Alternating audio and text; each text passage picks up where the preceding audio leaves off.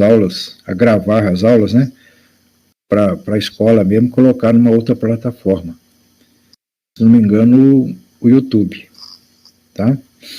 Eu não fiz obstáculo nenhum, pode gravar. É o pessoal da TI lá da faculdade que está fazendo essas gravações, né?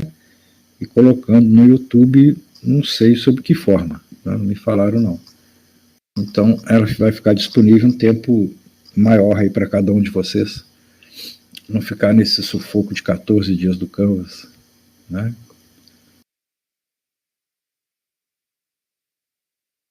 Não, autorizei, né? Realmente, já tem que assinar um papel, né? Ela me mandou o papel, mas aqui em casa está uma coisa muito interessante, né? Que minha filha e meu genro estão aqui comigo.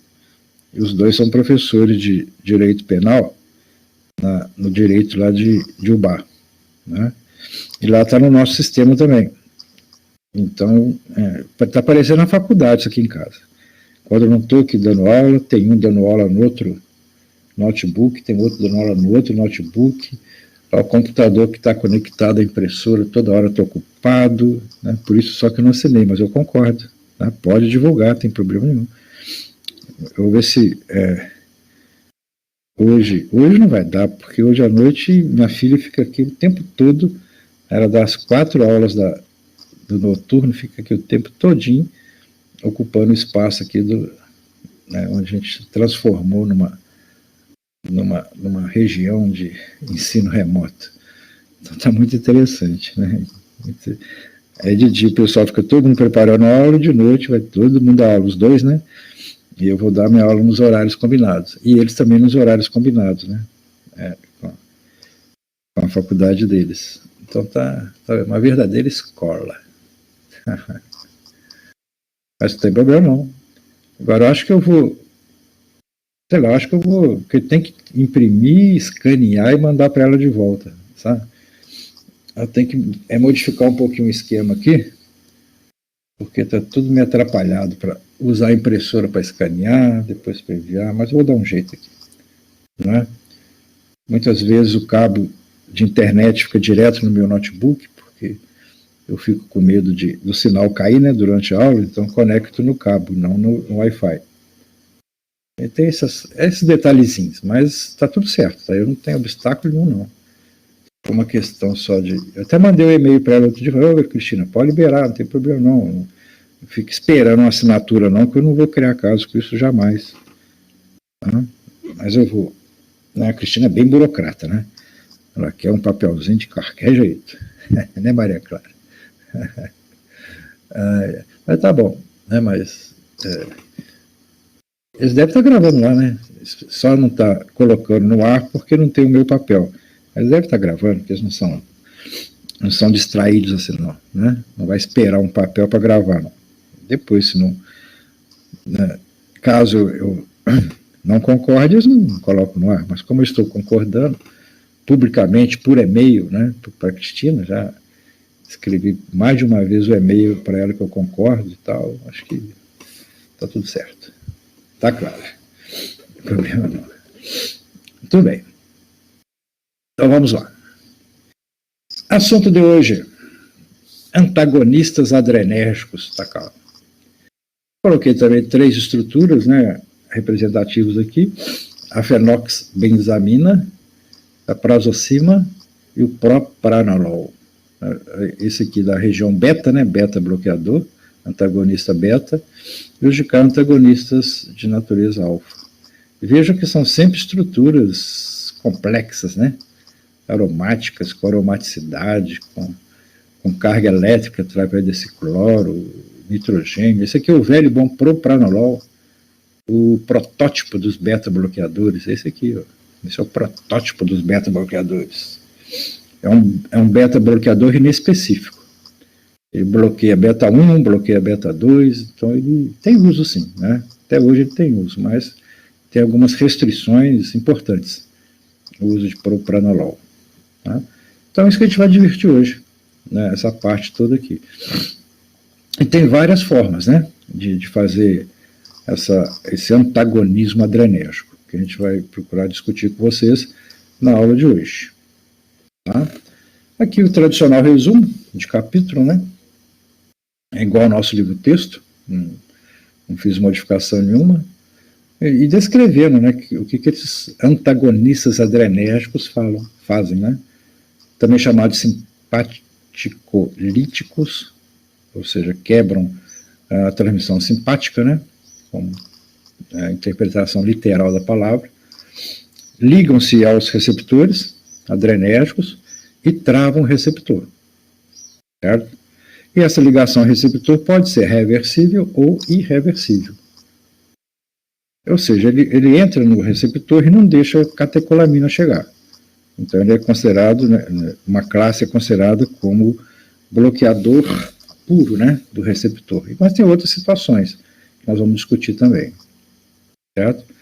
E há uma afinidade relativa para receptor alfa, beta, alfa 1, alfa 2, aí depende.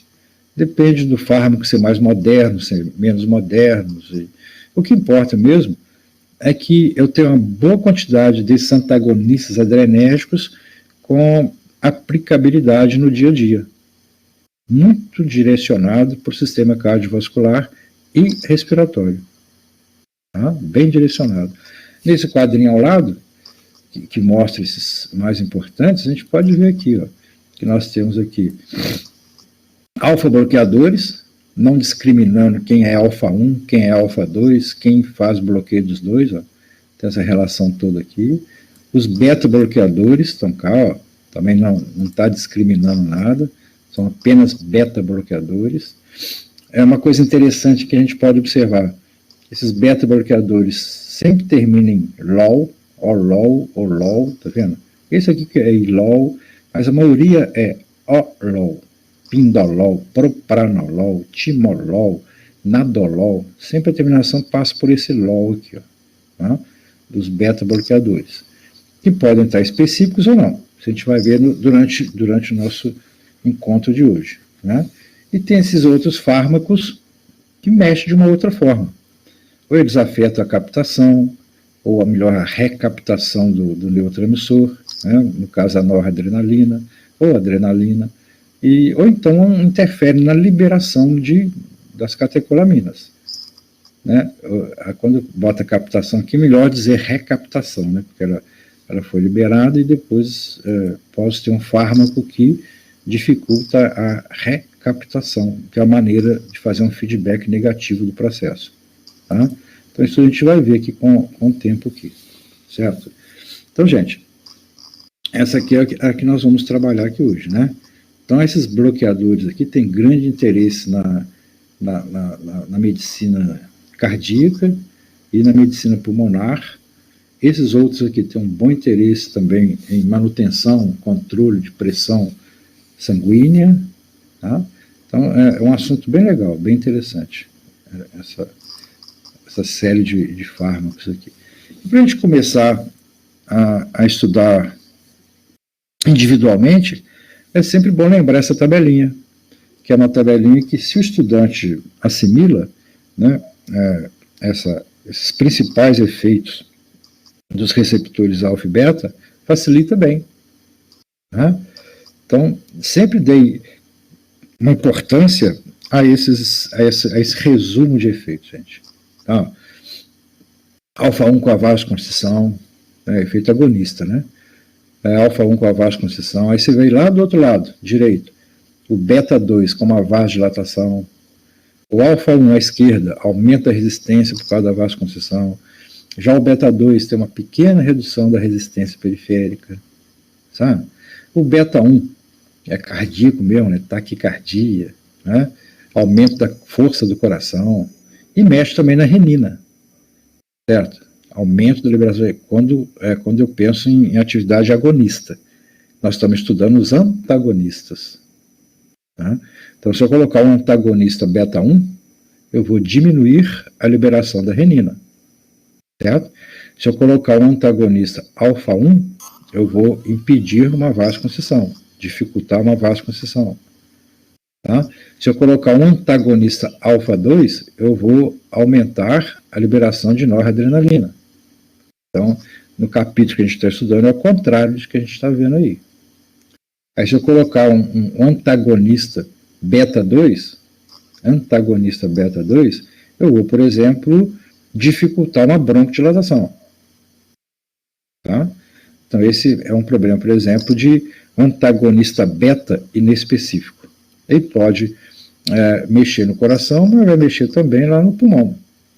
Certo? Um antagonista beta inespecífico pode retirar uma taquicardia, por ação antagonística beta-1, mas como ele é beta-2 também, antagonista, tipo do fármaco, né, ele pode diminuir uma broncodilatação, interferir na broncodilatação, que pode ser perigoso no caso de uma pessoa que tenha bronquite, né, que tenha uma crise asmática, uma coisa assim. Né? Então, esse quadrinho aqui sempre é bom ter ele por perto. Né? Lembrando que alfa-2, né, quando estimulado, ele provoca inibição de liberação de noradrenalina, de acetilcolina e de insulina. Tá? Esse aqui ele é comandado por uma proteína GI inibitória, certo? Tudo bem, então vamos em frente. Então esse quadrinho fica aí com carinho no coração de cada um de vocês, tá? Guardar bem, bem. Cadê meu outro slide? Não tem? Pulei demais? Deixa eu ver. Pulou. Vamos para o 4, né? Está aqui 4. Então, a primeira classe. Bloqueadores alfa-adrenérgicos. Certo? Bloqueadores alfa-adrenérgicos. Bom, como o próprio nome diz, né? Bloqueia alfa. E quando bloqueia alfa, vai afetar profundamente a pressão. Lembra, o alfa-1 bloqueado não faz vasoconstrição. Certo? Não faz. Então, ocorre diminuição de resistência periférica. Então, isso tende a jogar a pressão arterial para baixo. E esse controle dos vasos, né, da parede dos vasos, é um controle simpático.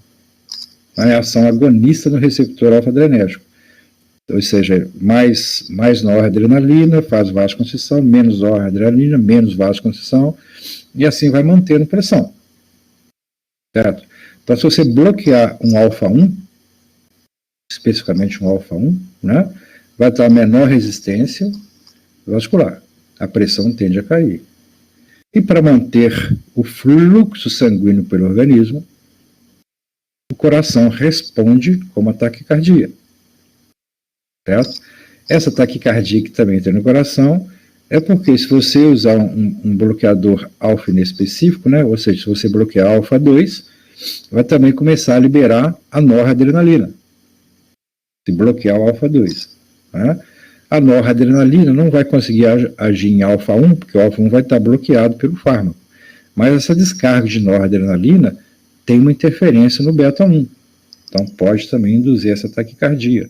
Por noradrenalina sobrando, por inibição do alfa-2, se for o caso, ou simplesmente por uma taquicardia reflexa. Ou seja, diminui a resistência vascular periférica. Né? A pressão diminui. Os órgãos têm que ser perfundidos. Então, para perfundir os órgãos, aumenta-se um pouco a frequência cardíaca. Certo? Então, isso vai depender, né, do tono simpático do indivíduo. Varia um pouquinho. E o efeito é mais intenso no indivíduo que está de pé e menos intenso naquele que está deitado. É quando você aplicar um fármaco desse tipo. Aquele que tem menor volume, por um motivo ou outro, também vai ter uma resposta mais acentuada. O camarada já tem menos volume sanguíneo e faz uma vasodilatação, então a pressão cai mais ainda. Certo? E interessante que os beta não são atingidos. É alfa, né? O bloqueador é alfa. Então não vai chegar nada de beta. Certo? Não trava o beta, trava só o alfa. Os dois alfa-adrenérgicos que a gente tem aí, né, que é a fenoxibenzamina e a fentolamina, podem ser usados, mas são limitados, porque são muito poderosos, são muito fortes, né, então pode induzir uma queda de pressão muito violenta, como a fenoxibenzamina. ao desenho. A fenoxibenzamina vai lá no receptor, se liga covalentemente ao receptor, irreversivelmente ao receptor, não competitivamente ao receptor. Liga e fica ligado. Não sai mais do receptor. O receptor já era, não funciona mais. Tá? Então, para que possa o organismo suplantar esse bloqueio irreversível, ele só tem uma saída. Né? É sintetizar novos receptores. O que demora. Demora. Certo? Para você sintetizar um novo receptor, você vai ter que abrir o DNA, expressar o gene, fazer toda aquela etapa de RNA mensageiro, levar lá no citossol, o ribossomo vai ter que fazer a proteína do receptor. Essa proteína vai ter que ser dobrada pelas chaperonas, toda dobradinha, acertadinha, depois tem que, por transporte vesicular, chegar na membrana. Isso demora. Pelo menos um dia. Pelo menos um dia. Né? Então é um fármaco assim, muito, muito violento, né? Muito intenso, mas que realmente derruba a pressão. Derruba. Né? Derruba. Nas 24 horas o camarada fica, uma administração, o camarada fica 24 horas sob a ação da fenoxibenzamina. Certo? E não demora muito para travar os receptores, não. Tá? Trava o receptor e pronto, acabou. Né? E é alfa-1 e alfa-2. Alfa-1 e alfa-2. Quando ele trava o alfa-2 também, ele aumenta a liberação de noradrenalina. Certo? Que não vai agir no receptor alfa-1 porque está obstaculado pela fenoxibenzamina. Mas essa quantidade maior de noradrenalina pode, então, interferir nos receptores beta, levemente, mas interfere. Tá? Podendo, então, provocar taquicardia, em função disso aí. Algumas ações, bloqueando o alfa-1, a fenoxibenzamina impede a vasoconstrição dos vasos sanguíneos, pelas próprias catecolaminas, né? Reduz a resistência periférica, produz a taquicardia. O bloqueio do alfa-2 pré-sináptico pode aumentar o débito cardíaco por causa da maior quantidade de noradrenalina, né, que pode estimular o beta-1. Então, nessa confusão toda que deu aqui, o fármaco abaixa a pressão, mas não consegue mantê-la baixa. Certo? Não consegue manter, porque do mesmo jeito que ele faz a vasodilatação, na outra ponta ele libera a noradrenalina e faz aumentar o débito cardíaco. Então, emergencialmente vai, mas como tratamento não funciona. Mas emergencialmente funciona, tá? Em função dessas características dele. Porque ele é alfa-1 e alfa-2 irreversível. Então, realmente é um tiro muito forte em cima do organismo, né? E aqui esse gráfico, junto com esse título, da reversão da adrenalina, é interessante para a gente trabalhar, né?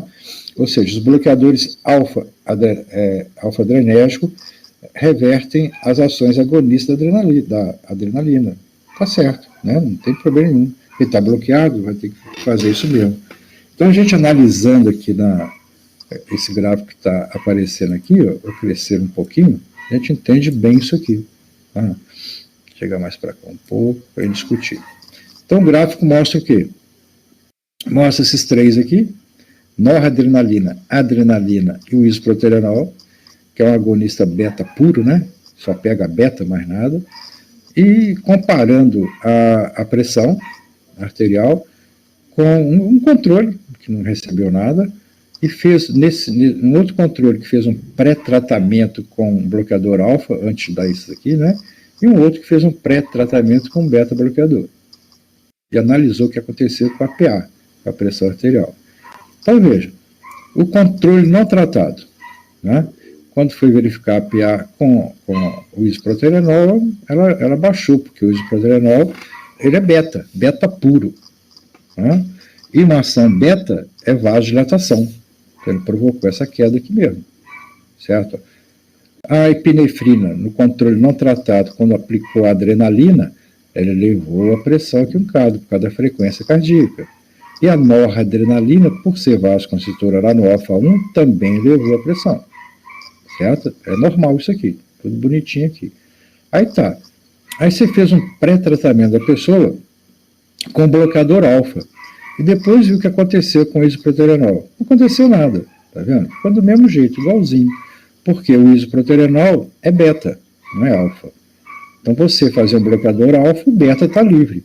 No passo seguinte, quando fez um pré-tratamento com beta, o isoproterenol sumiu. Então, ele sumiu, porque o beta está bloqueado, então o isoproterenol não deu certo. Certo? O que foi, Matheus? Opcional? Pode continuar? Então, tá. O que era o slide anterior? Deixa eu ver. Esse aqui? Entendeu legal? É que quando a fenoxibenzamina é bloqueador alfa-1 e alfa-2, né? Quando bloqueia o alfa-1, a noradrenalina não chega. Certo? Está bloqueado. Nem a adrenalina, está bloqueadaço. Quando bloqueia o alfa-2, aumenta a liberação de noradrenalina. Né? O alfa-2 bloqueado. Porque a ação original do alfa-2 é inibir a liberação de noradrenalina. Se você inibir o receptor, você aumenta a noradrenalina. Né? E essa quantidade maior de noradrenalina não vai conseguir chegar no alfa-1 para fazer vasconstrição, porque o alfa-1 está bloqueado. Mas a noradrenalina pode ocupar os beta-1 cardíacos, né? Aumentando um pouco a frequência do coração, então por um arco reflexo, né? Porque o alfa-1 ocupado sem noradrenalina agindo, a pressão cai demais. Como tem que continuar a perfundir os tecidos, aí o coração aumenta sua frequência para garantir a perfusão tecidual em baixa pressão. Vai dar taquicardia. Né? Taquicardia é um reflexo em várias situações, né? Além da cardiovascular. Se o camarada está, por exemplo, com uma anemia mais forte, né? Em vez de 5 milhões de hemácias, ele tem 3 milhões de hemácias, ou seja, o transporte de oxigênio está deficiente, porque tem pouca hemácia, apesar da pressão estar normal, está tudo bem, para que haja a garantia de oferecer oxigênio aos tecidos com esse pouco número de hemácias, o que se faz fisiologicamente é uma taquicardia, um aumento da frequência cardíaca, de modo que aquelas poucas hemácias circulem mais vezes. Para que as poucas hemácias circulem mais vezes, pegando oxigênio, entregando, pegando outros componentes, há que ter um aumento da frequência cardíaca. Né? Então, a taquicardia pode aparecer também num quadro anêmico mais intenso, como pode aparecer também num momento de queda de pressão. Mas sempre o objetivo é um só, garantir a perfusão tecidual. No caso da anemia, do oxigênio, né? No caso da queda de pressão, outros nutrientes, glicose, aminoácido, isso tudo. Né? Então funciona dessa forma, tá, Matheus? Entendeu legal? Captou? Certíssimo. Tudo bem, mas voltando aqui no meu quadro da reversão, a gente vê aqui, ó, a adrenalina, com a ação dela, né, ó, de aumentar a frequência cardíaca, a noradrenalina com a ação dela vasoconstritora, tá aqui. Aí o que fez? Antes de dar a noradrenalina, tratou com um bloqueador alfa. No isoproterenol, como a gente já falou, não deu nada, porque o isoproterenol é beta. O alfa não vai fazer diferença. Agora aqui, quando tratou com um bloqueador alfa e jogou a adrenalina, já não houve essa elevação da pressão. Ó. Tá vendo? Não elevou tanto essa pressão. Exatamente em função de quê? Exatamente em função da adrenalina estar agindo agora com sua função vasodilatadora no receptor beta-2. E a noradrenalina que foi mais para diminuir, mas não diminuiu tanto, porque bloqueou o alfa e a noradrenalina vai no alfa, a pressão caiu. Mas na adrenalina ela foi mais intensa, porque começou a predominar aqui uma ação beta-2 de vasodilatação da adrenalina. Por isso a importância daquelas ações lá de trás, certo? E agora, veja só como confirma o raciocínio. Quando você fez um tratamento anterior com o bloqueador beta, a adrenalina não pôde exercer sua ação vasodilatadora. Aí a pressão foi embora de novo. Ó. Certo? A noradrenalina no beta não fez diferença, ó, porque o beta travado, mas o alfa funcionando, a pressão ficou do mesmo tamanho. Certo? Então isso é que se chama aí a reversão da epinefrina, né? Essa reversão que acontece aqui quando você faz o tratamento com eles, com alfa e com beta. Com beta fica do mesmo tamanho, com alfa a pressão cai porque passa a predominar a ação vasodilatadora da adrenalina no receptor beta 2. Tá? E no isoproterenol não acontece nada, certo? Porque ele é um beta-agonista puro. Então, fenoxibenzamina e isoproterenol são coisas que não funcionam, porque uma é uma coisa, o outro é outra coisa. Tá, gente? Tudo bem. Então, essa é a fenoxibenzamina, né? O uso terapêutico básico dela, que ainda existe, né? Não é propriamente em controle de PA, porque não funciona como vocês viram, ela funciona para baixar, mas depois não mantém ela baixa, por causa da adrenalina, mas o uso que tem dela bastante comum é controlar o tumor chamado feocromocitoma. Esse tumor denominado feocromocitoma é um tumor de células que crescem, vão crescendo de maneira desordenada e vão se especializando, vão se diferenciando como se fossem células da medula da suprarrenal. Então elas começam a secretar as catecolaminas. Tá? Então o paciente com aquele monte de catecolamina e as condições referentes a uma descarga adrenérgica, pressão alta, taquicardia, né? Uma broncodilatação excessiva, tudo isso. Porque esse tumor está secretando, está produzindo e secretando catecolamina como se uma suprarrenal fosse, como se uma medula de suprarrenal fosse. Aí tem um tratamento, como é que vamos tratar? Faz um diagnóstico por imagem. Se achar o tumor, se ele está ali, e se for operável, vai lá e tira ele com bisturi. Mas antes de mexer no tumor, você tem que dar uma bloqueada nos receptores, certo? Então usa-se normalmente a fenoxibenzamina bloqueando receptores, alfa-1, de modo que a manipulação cirúrgica do tumor, que vai fatalmente provocar uma descarga de catecolamina no paciente, não dê uma crise hipertensiva naquele momento, pela manipulação do tecido, certo? E também você pode usar o feocromocitoma quando o tumor não for operável, for esparramado, não dá para operar. Então há uma dose de fenoxibenzamina exatamente para manter aquilo numa condição adequada. A fenoxibenzamina também é usada muitas vezes na doença de Raynaud, que é uma situação que acontece, uma vasoconstrição muito forte na periferia do organismo, por uma característica individual do indivíduo, né? Então, várias pessoas, quando o tempo está muito frio, né, ou quando coloca a mão, por exemplo, ou os pés numa água mais fria, rapidamente toda aquela ponta dos dedos da mão ou do pé fica roxa, né, totalmente roxa, sem circulação, essa doença de Raynaud. Ou seja, aquela temperatura mais baixa induziu uma vasoconstrição tão severa naquela extremidade que a circulação sanguínea está comprometida. Então, essa doença de Raynaud pode ser então tratada com um pouquinho de fenoxibenzamina para evitar aquela vasoconstrição intensa provocada pelo frio e machucados, ulcerações e outras complicações, né? Uma hiperreflexia autônoma também pode ser tratada com fenoxibenzamina, que diminui a ação de noradrenalina, né, em receptores específicos, né? Agora, tem o outro lado, o efeito adverso. A queda de pressão, né? Uma hipotensão postural, o camarada está de pé, de repente ele cai, bate a cabeça, machuca. O nariz sempre entupido por essa ausência de vasoconstrição da noradrenalina, tonteiras, náuseas, mal-estar, vômitos em função de atividade da região gastrointestinal. Pode inibir também a ejaculação em função dessa não contração da musculatura relacionada com ejaculação, essa vasodilatação muito forte, né?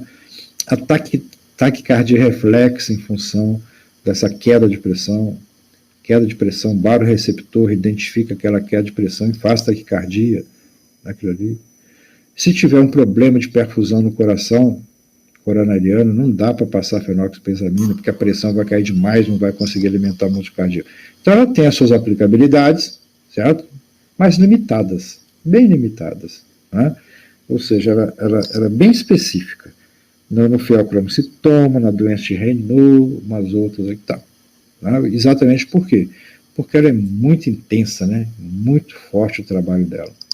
Aí, nesse ponto, às vezes o pessoal lança a mão da fentolamina, certo? Fentolamina.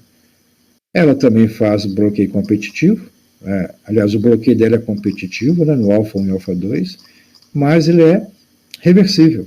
Não é irreversível como a fenoxibenzamina. Mas ela trabalha como? Porque ela é bloqueadora alfa-1 e alfa-2.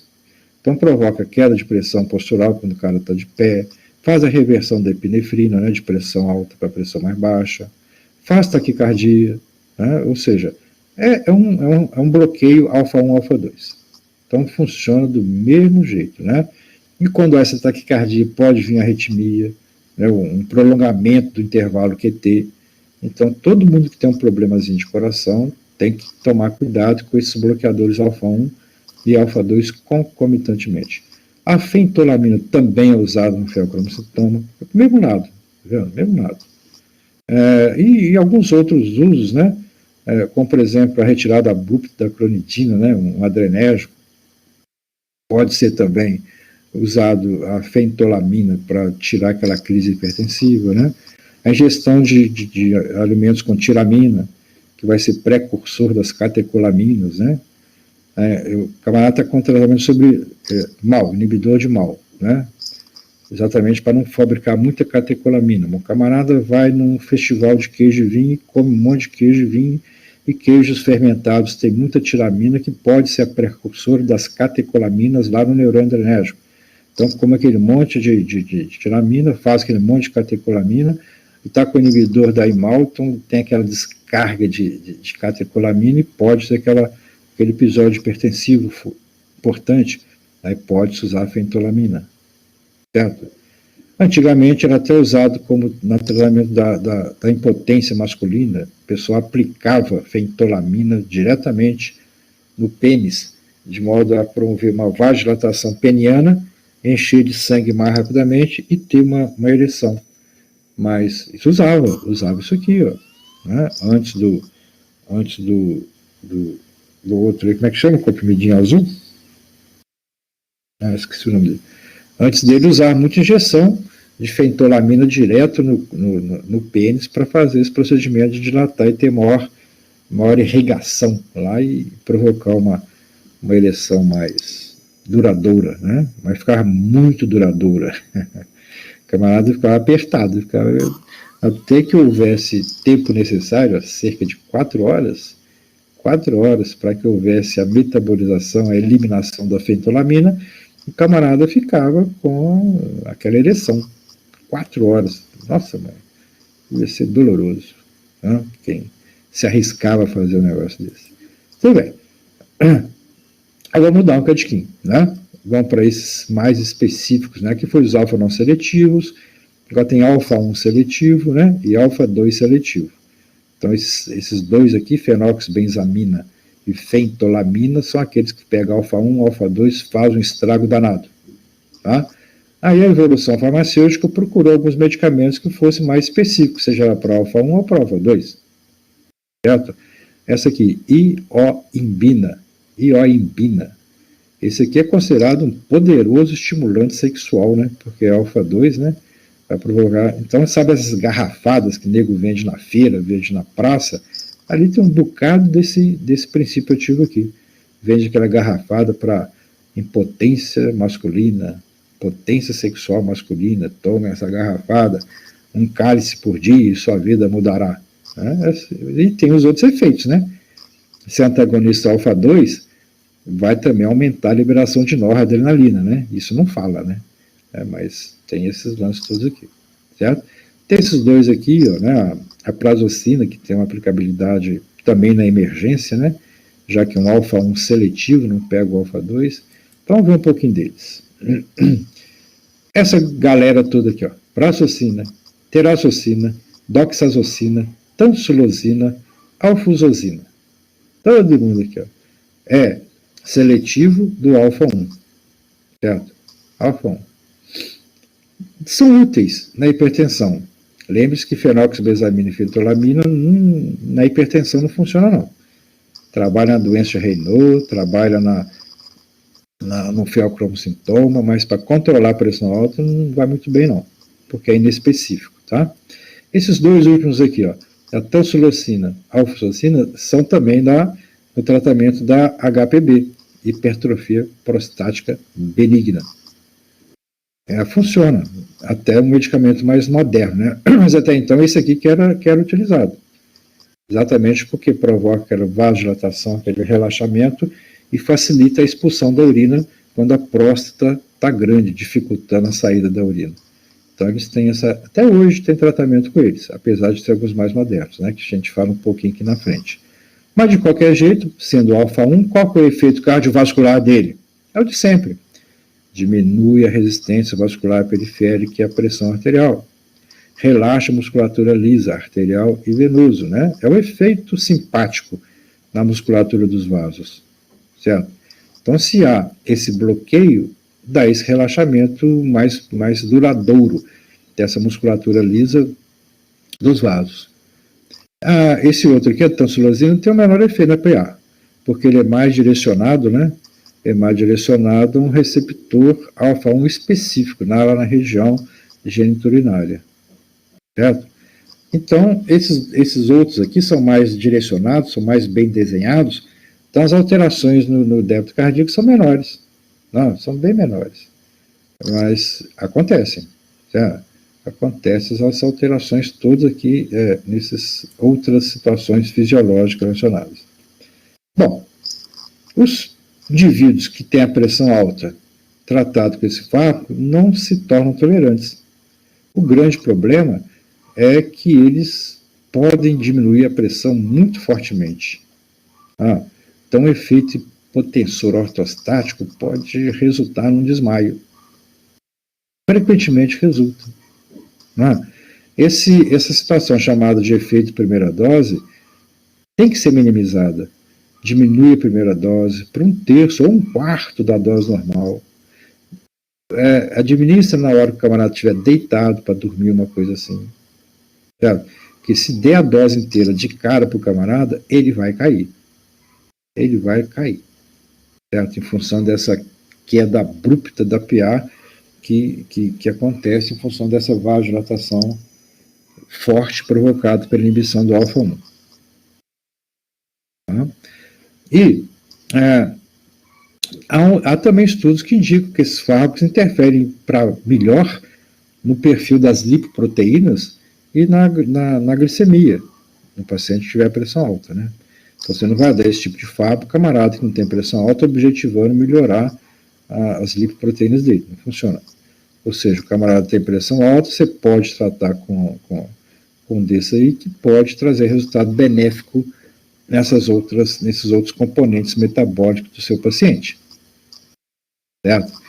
A prazosina pode ser usada no tratamento da insuficiência cardíaco-congestiva, dilata a artéria, dilata a veia, diminui a pré e pós-carga, aumenta o débito cardíaco, reduz a congestão pulmonar. São bons. Certo? São bons. Mas ainda tem coisa melhor, que são os beta-bloqueadores, né? Que os beta-bloqueadores prolongam a vida do paciente com insuficiência cardíaca. Então, esses alfa-1 bloqueadores têm todas essas vantagenzinhas aqui, certo? Mas não há estudo que indique que ele melhore, que ele prolongue a vida de um paciente cardiopata.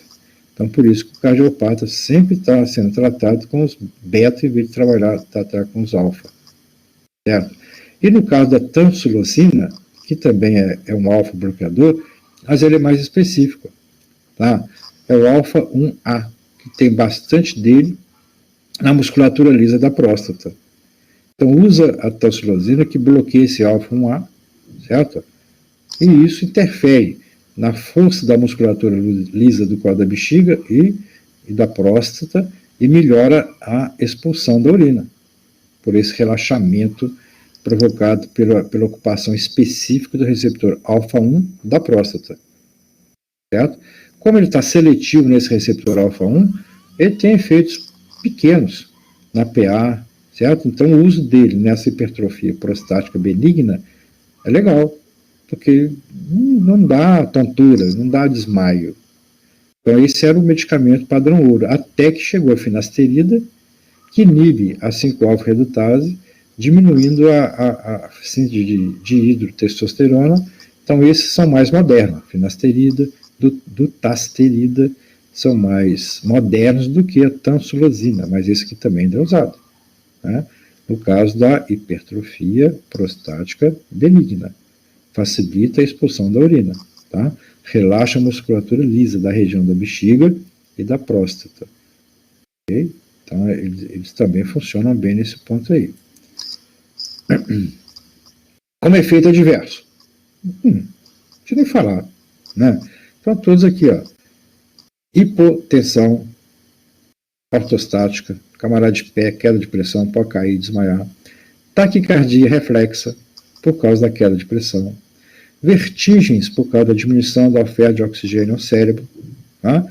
E essa disfunção sexual que me aparece aqui, às vezes. Certo? Então, nós temos esses probleminhas. Em relação a essa disfunção sexual, o que mais o pessoal vem relatando, né? Essa inibição da ejaculação pelo relaxamento de musculatura lisa, né, da região, certo? Então, há uma inibição da ejaculação ou uma ejaculação atrasada. O camarada pratica lá o ato sexual e tal, mas na hora não acontece nada. Depois vai acontecer aquela ejaculação quando a musculatura lisa funcionar. Isso aqui é uma coisa que acontece, né? Em função desse relaxamento da musculatura. Mas, de qualquer jeito, eles não afetam a função sexual tão intensamente quanto aqueles misturados aqui, ó, que é alfa 1 e alfa 2. Esses alfa 1 pode provocar essas coisas todas relacionadas com a falta de noradrenalina, mas não tão intensamente quanto a fenoxibenzamina e a fentolamina. Por que fenoxibenzamina e fentolamina são alfa 2 e alfa 1? Por que mais a fenoxibenzamina? Porque ela se liga irreversivelmente, não competitivamente, ao receptor alfa 1 e alfa 2. E a fentolamina não é irreversível, né? Então ela dura menos tempo, o efeito dela é mais tranquilo. Né? Esses alfa 1 também não vão desencadear taquicardia reflexa na mesma extensão que os não seletivos, mas também faz, tá? Não é tão intenso, mas faz. Ah, por que não é tão intenso? Porque ele só bloqueia o alfa 1, né? Ele não bloqueia o alfa 2. Então não vai produzindo mais noradrenalina. Lembre-se que o bloqueio alfa 2, quando se bloqueia alfa 2, estimula-se a liberação de noradrenalina. Esse aqui não bloqueia alfa 2, então não vou ter mais noradrenalina. Então a taquicardia que vai ser desencadeada aqui é mais uma taquicardiazinha reflexa, não é tão intensa quanto o outro, né? Esse outro que é bem prescrito também, a prazocina, normalmente vai com diurético, certo? Por quê? Porque a prazocina tem uma tendência enorme de reter só de água. Então, normalmente, o médico passa a prazocina e passa também uma hidroclorotiazida, um outro diurético que ele tenha confiança, para que não haja aqui a formação de um edema e acúmulo de líquido no sistema e, consequentemente, o efeito antihipertensivo seja anulado por um aumento do volume plasmático. Tá? Então, isso aqui é uma associação bem comum também a ser feita no controle da PA. Certo? E aqui eu deixei em destaque o que mais aparece como efeito ruim da prazocina. A queda de pressão postural. O cara está de pé, tá vendo? Tomou a dose, um pouquinho depois ele cai. Cai. Meia hora depois ele cai. Então, funciona bonitinho? Funciona. É legal. Controla.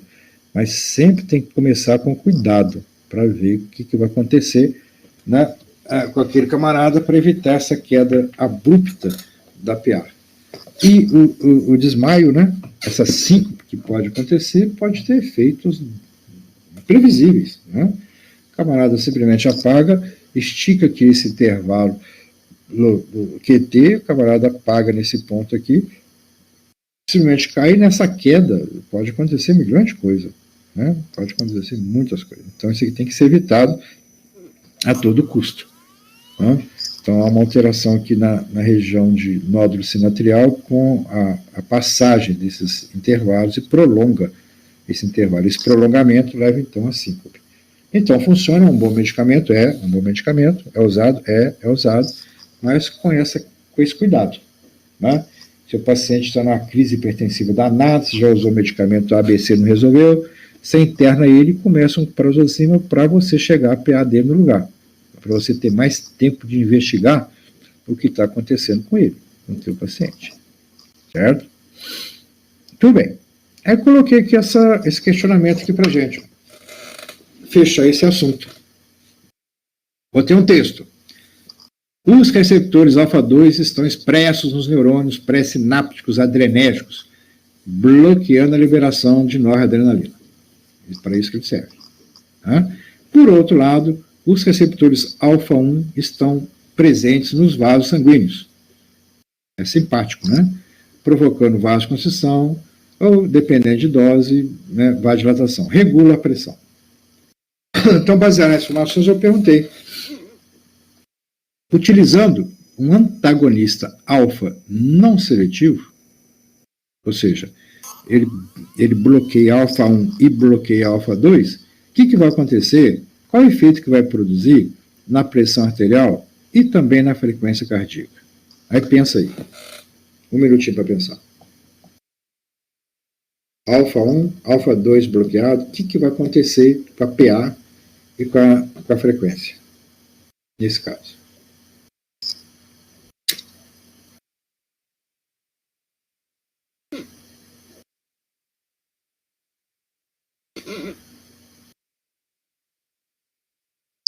Ok, Maria Tereza. Ok, Fernanda, cai a pressão.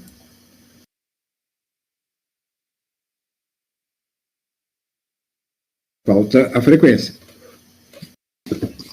Fernanda cai a pressão, Maria Tereza cai a pressão. E na frequência cardíaca, pode ser aqui, ataque cardíaco, certo? Ataque cardíaco reflexa por causa da pressão caída, ou ataque cardíaco reflexa por causa da quantidade de noradrenalina que vai me aparecer, porque o alfa-2 está inibido.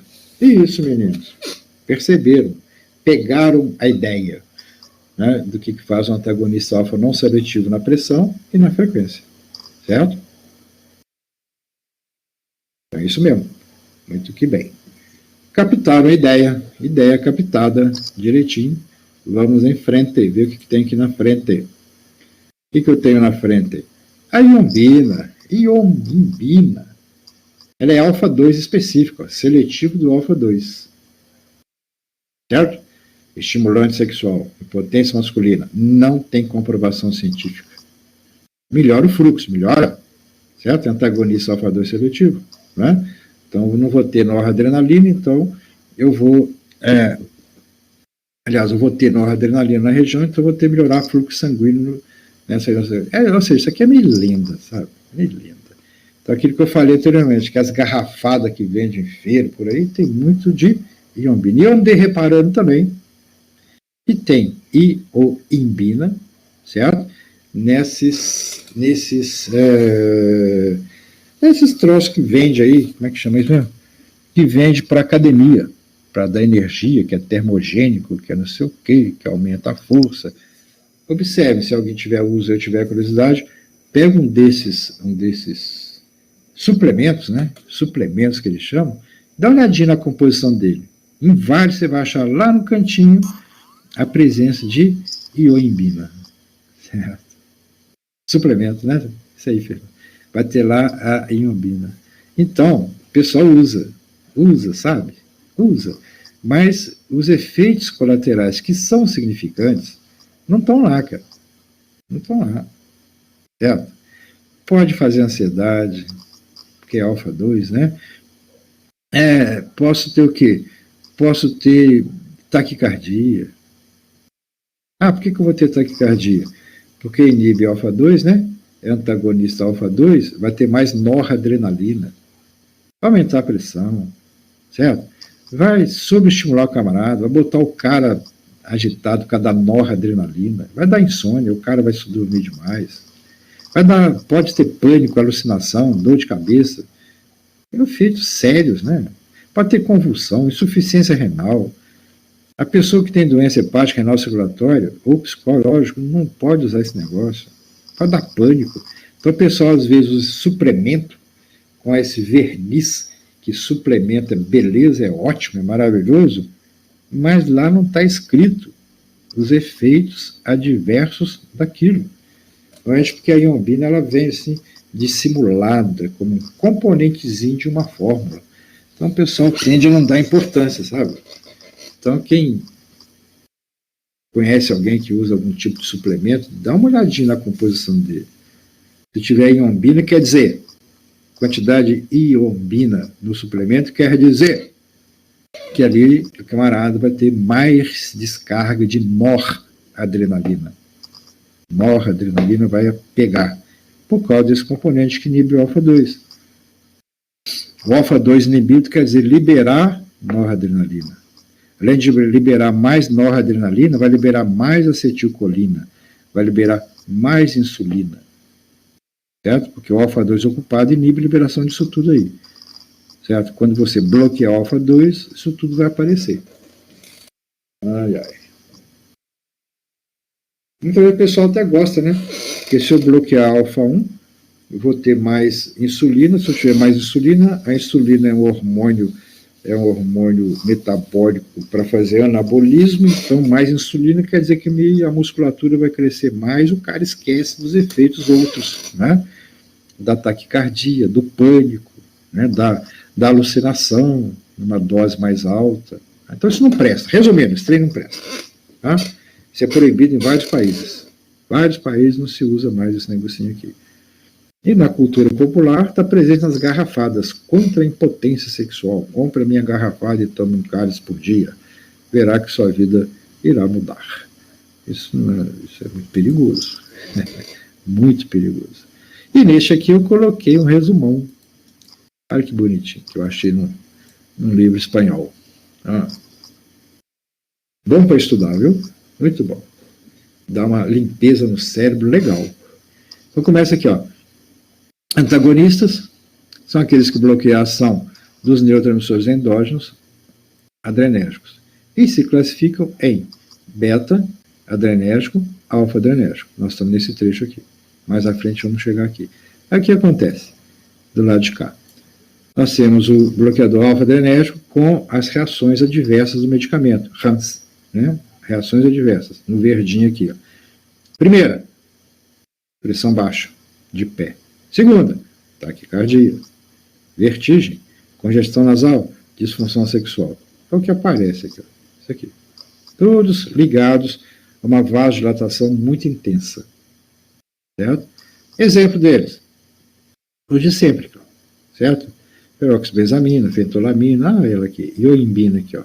Prazosina. Aquele que nós já estudamos. E para baixo aqui os efeitos em alguns sistemas. Efeito cardiovascular. Alfa-1. Ocasiona vasodilatação, diminui a resistência periférica, diminui a pressão arterial. Alfa-2, aumenta a liberação de adrenalina, aumento do fluxo sanguíneo. Certo? Nos olhos, miose. No trato gênito-urinário, inibe a contração da vesícula vesical, diminui a resistência ao fluxo urinário. Por isso que é tratado na hipertrofia prostática benigna. Né? Metabólico, aumenta a liberação da insulina. Facilita a captação da insulina, né, o efeito alfa-2 praticamente, esse aqui, certo? Alfa-2 na região do metabolismo. Então esse quadrinho aqui é legal, cara, né? Que vem lá da base, divide para cá, divide para lá, e na mesma arte, puxa para o lado de cá, que são os adrenérgicos, que nós vamos começar a estudar. Então a gente estudou até aqui, está fácil de ver, está tudo resumidinho aqui, né, com os efeitos colaterais, com os representantes principais, com as ações que acontecem, em cada dos casos aqui, aquelas mais evidentes, né, aquelas que aparecem mais comumente. Aí outro slide que é bom quando você estiver trabalhando, né, você ter lá no seu caderninho, uma páginazinha lá do seu caderninho, para quando você tiver uma pequena dúvida, você dá uma conferida, né, que pode ser aquilo ali, tá? E ter os dois lados, né? Que é o mais legal ainda. Certo? Tudo bem. Então vamos agora aqui aos beta. Saímos do alfa, vamos para os beta. E o alfa é isso aqui mesmo, tá? O alfa não sai dessa relação aqui, não. O alfa é isso aqui mesmo, né? Travado por aqui, com esses efeitos indesejados aqui verdinho, essas ações do lado de cá. Não passa disso. Vamos para o beta agora. Beta. Beta-adrenérgico. que usa na medicina beta-adrenérgico? Coração, sistema vascular e pulmão. É por aqui. Certo? Por aqui. Bom, mas se mexe em coração, também mexe na pressão. Então, se mexe na pressão, tem uma boa atividade antihipertensiva, é por quê? Diminui débito cardíaco. Por quê? Porque o beta-1, quando estimulado, aumenta a frequência, né? Aumenta o débito, aumenta a força do coração. Se eu vou bloquear beta-1, eu vou reduzir o débito cardíaco. Beta-1, quando estimulado, libera renina e cai naquele sistema todo, né? Renina, angiotensina, aldosterona. Então, se eu vou inibir a liberação de renina, eu vou mexer também na aldosterona, ou seja, na reabsorção de água, certo? E também como atividade central, reduzindo essa ação simpática de forma central. Então, esses 3 parâmetros, reduz o débito cardíaco, diminui a liberação de renina e reduz a atividade simpática como beta-bloqueador, que é, certo? Ele é beta-bloqueador. Então, ele reduz a atividade simpática centralmente. Isso, então, pode culminar nessa ação antihipertensiva que lá está. Certo? E os beta-bloqueadores? É uma evolução interessante. Seria bem uma evolução, né? Seria, como diz a legenda da figura, né? Uma avalanche na comercialização de beta-bloqueadores. Olha lá o protótipo, lá embaixo, à esquerda. Quem é o protótipo? Propranolol. É o primeirão. Mas depois do primeirão, por volta de 1965, né? E veio essa coisa enorme. Todo mundo com alol no final, lá. Alol. Todo mundo é alol. Esmolol, carvedilol, metipranol, timolol, oxprenolol, pindolol, tudo é alol. Todos são beta-bloqueadores. Todo mundo é beta-bloqueador. Então vejam, que é uma classe de fármacos intensamente explorado pelas farmacêuticas em função do seu uso intenso em necessidades cardiovasculares e em necessidades pulmonares. Então, como ação cardiovascular, ele é interessantíssimo, né? Muito interessante, por causa desses 3 eixos que ele ataca. Reduz o débito, reduz a liberação de renina e reduz a atividade simpática, aquele bloqueador. Então, ele é bastante utilizado, e isso então justificou essa avalanche, essa quantidade enorme de beta-bloqueadores colocados aqui. Aí tem aqueles problemas, né? Como é que é isso aí? O beta-bloqueador. Se ele for beta-bloqueador do receptor beta-1, legal, beleza. Ele vai ter um efeito na pressão no coração, bom, mas se for um beta-bloqueador inespecífico, e se ele bloquear beta-2, não é legal. Não é legal bloquear beta-2, certo? Porque o beta-2 é aquele que faz oposição ao alfa-1. Se o alfa-1 faz vasoconstrição, o beta-2 faz vasodilatação, e com suas interferências opostas na vasodilatação periférica. Um faz vasoconstrição, outro faz vasodilatação. Então, não posso ter essa confusão, não. Eu tenho que ter uma clareza maior em relação ao trabalho deles, né? Como é que eles vão trabalhar. E isso também fica bem legal nesse outro diagrama que a gente captou também, ó. Tá vendo? Onde tem lá em cima, lá na parte alta do slide, isoproterenol, lá em cima, no azul, pindolol, propranolol, atenolol. 4 fármacos interessantes, bem interessantes, para a gente falar um pouquinho sobre cada um deles. Primeiro eu chamo a atenção de vocês no mais conhecidaço aqui, que é esse aqui, ó. Esse é o mais conhecido de todos, certo? Mais conhecido de todos, deixa eu aumentar. Esse cadecima, esse aqui, ó. Deixa eu aumentar mais. Esse aqui, cadê? Vem cá, aqui. Esse aqui. Eu quero chamar a atenção dos meus prezados alunos, estudantes. Comumente, muitas vezes, eu vejo muito profissional de saúde, inclusive médicos e outros, chamarem esse fármaco aí de propranolol. Quantas vezes eu já escutei? Em conferências, em palestras, o propranolol. Aquilo me arrepia, porque não chama propranolol. É propranolol. Então, a partir de hoje, turma 69. Não me chama esse negócio de propranolol. Se falar e eu estiver por perto, mesmo que seja em público, eu vou corrigir. É propranolol. Certo, crianças? E se vocês escutarem alguém falar propranolol, corrijam. Não é propranolol, é propranolol. Principalmente porque é um fármaco de prescrição intensa. Intensa. Propranolol. É até aqueles que vocês costumam usar quando vão fazer uma apresentação e estão nervosos. Não é verdade? Certo? Então tem que apresentar um TCC, tem que apresentar um trabalho no congresso, está lá, é a primeira vez, está com medo da mão ficar tremendo, ficar aquele negócio esquisito, aí você toma um propranolol. Uma meia hora antes e tudo fica suavezinho. A ansiedade some, a taquicardia some, a mão para de tremer. É um efeito do propranolol. É válido, sim. Não estou discutindo isso, não. Né? Só não pode chamar de propranolol. Né? Isso aí que eu estou criticando quando eu vejo falar esse negócio aí. Então, é proibido falar propranolol. Não existe propranolol. Certo? Bom, mas voltando aqui ao meu slide, tem o isoproterenol, o pindolol, o propranolol e o atenolol. Fármacos muito prescritos no dia a dia.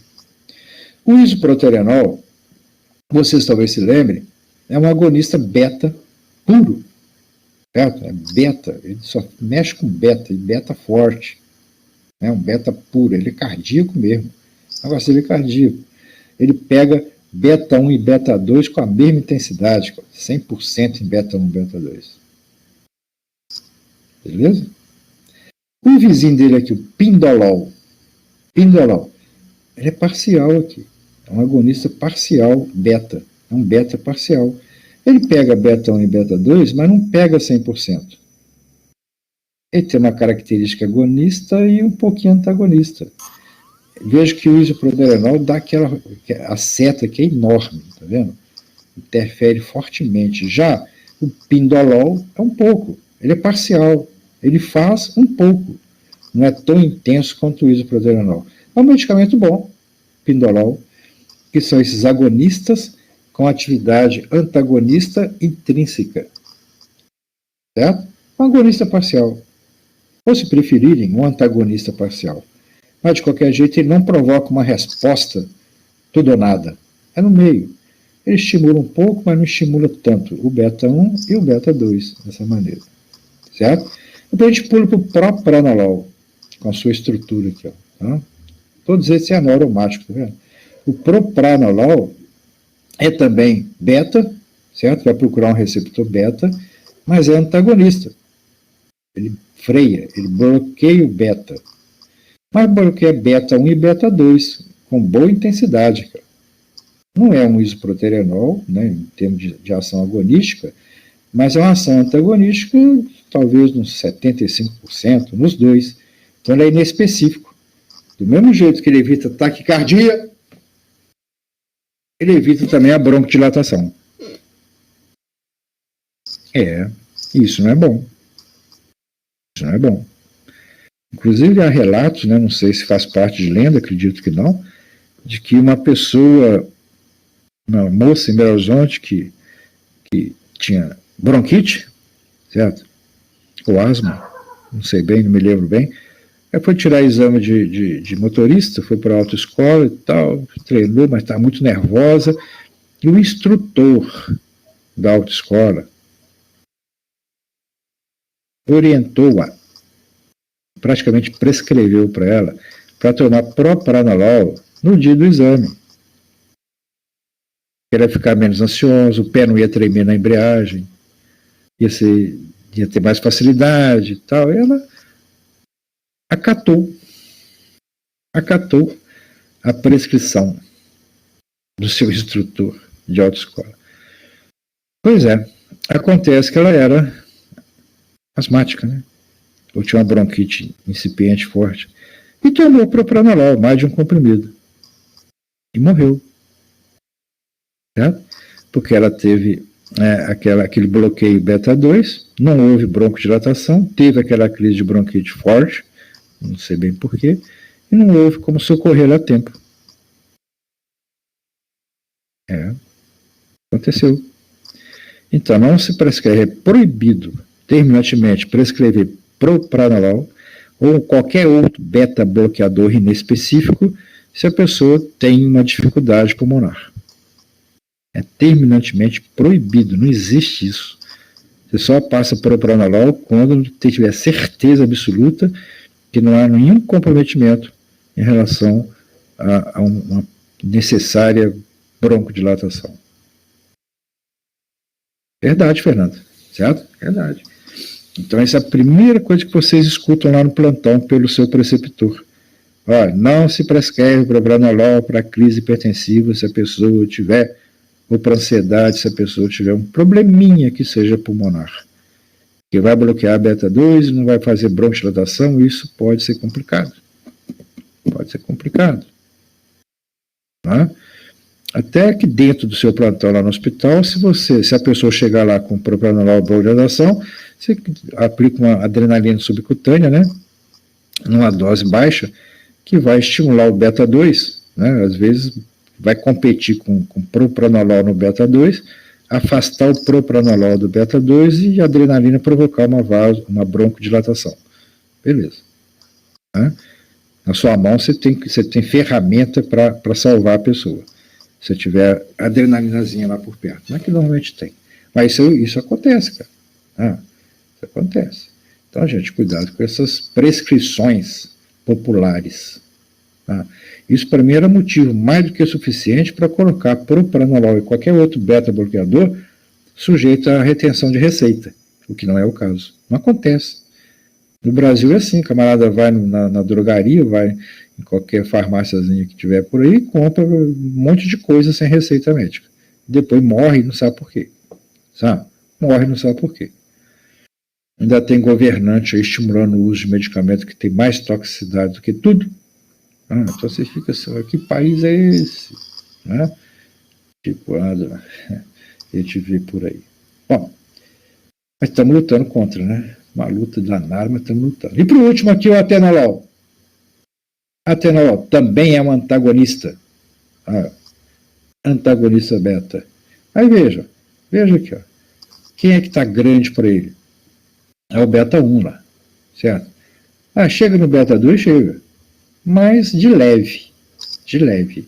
Então, o atenolol é um bom medicamento para você prescrever no caso de uma hipertensão, que ele vai bloquear o beta 1, frequência cardíaca, taquicardia e tal, e não vai te atrapalhar a função pulmonar, que é beta 2. Se o beta 2 vai ser estimulado, vai, mas bloqueado, vai, mas menos, muito menos do que propranolol. Então, por isso que vocês veem tanta prescrição médica de atenolol para hipertensão, e não propranolol, né? Propranolol mais para uma crise de ansiedade, uma taquicardia, mas raramente para um controle mais intenso de pressão arterial. Então, o atenolol é muito mais efetivo para controlar uma hipertensão sem interferir muito na função pulmonar. Mas todo mundo aqui, certo? Não, esse não. Mas esses são beta-bloqueadores puros, né? Esse aqui é um beta-bloqueador mais ou menos, porque ele é parcial, né? Ele estimula e bloqueia, estimula um pouco, ou bloqueia um pouco, entenda como quiser. E o isoproterenol já é um agonista. A agonista mexe no coração com força e mexe também no pulmão com força. É igual. O atenolol fica menos beta 2, bem menos beta 2. Então seria o mais interessante, né? Para que você pudesse trabalhar um quadro hipertensivo num paciente com uma doença pulmonar, que não permitiria uma broncoconstrição. Legal? Tudo bem. Uso clínico. Aqui, ó. Separei todos para vocês. Ó. Angina, infarto, arritmia, insuficiência, pressão alta. Ou seja, tudo relacionado, né, a dar uma freada no coração e na vasoconstrição. Angina, vamos vasodilatar um cadiquinho. Infarto, vamos procurar vasodilatar para ver se irriga o tecido. Arritmia, vamos diminuir o ritmo cardíaco para não ter problema de danos ao feixe Purkinje. Insuficiência cardíaca, vamos frear o cadiquinho coração, que pode ficar desse tamanho todo. Não, pressão alta, vamos proteger o sistema vascular. É a atuação dele. Mas tem outros usos. No glaucoma, por exemplo, esses beta-bloqueadores no glaucoma, eles diminuem a produção do humor aquoso. O humor aquoso é feito através da anidrase carbônica, né? Água mais CO2, dando H2CO3, ele é a base do humor aquoso, essa água. Então, se você usa um beta-bloqueador, você diminui a produção do humor aquoso e diminui a pressão intraocular. Então, o tratamento de glaucoma continuado é feito com beta-bloqueador. Certo? Beta-bloqueador tem uso cardíaco? Tem, mas tem usos outros também. E no glaucoma é um que é muito usado.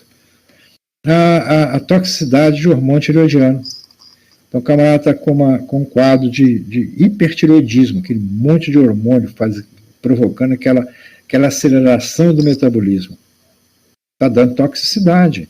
Então, quando você percebe o hipertireoidismo, aquela ansiedade, aquela agitação do paciente com hipertireoidismo, você passa um beta-bloqueador.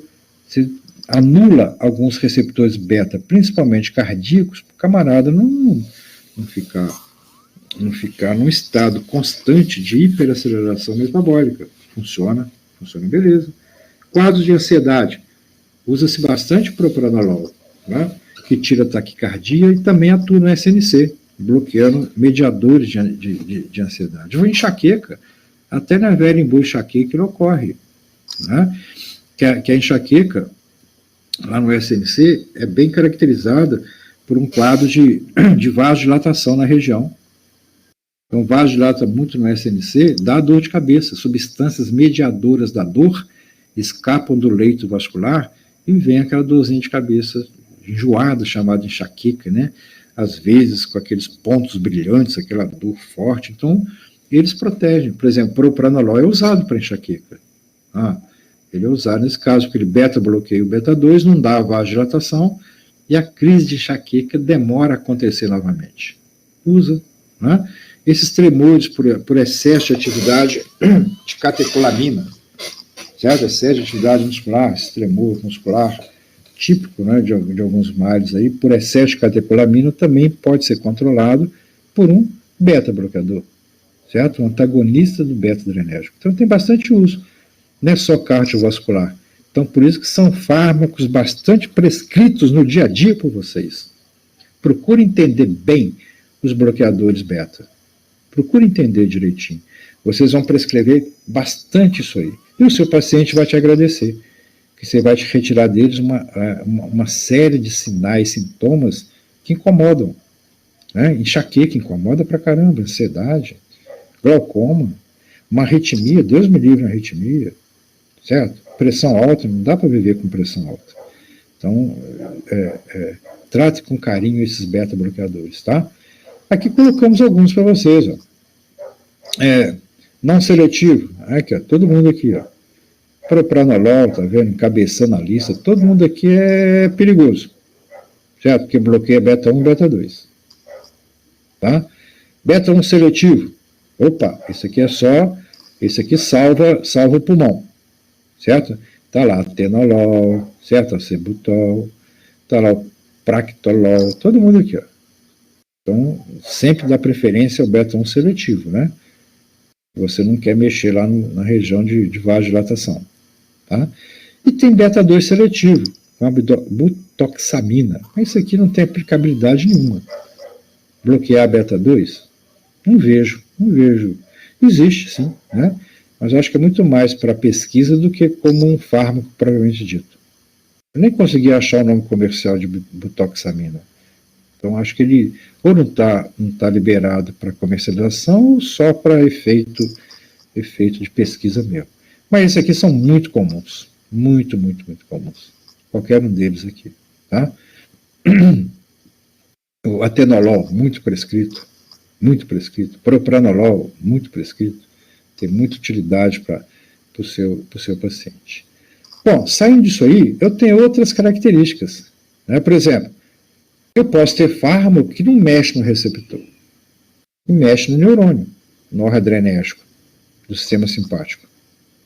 Nessa classe aqui, eu posso ter fármacos que mexem na síntese de noradrenalina. Posso. Eu não vou mexer no receptor, não vou bloquear o receptor, mas vou mexer na síntese do neurotransmissor.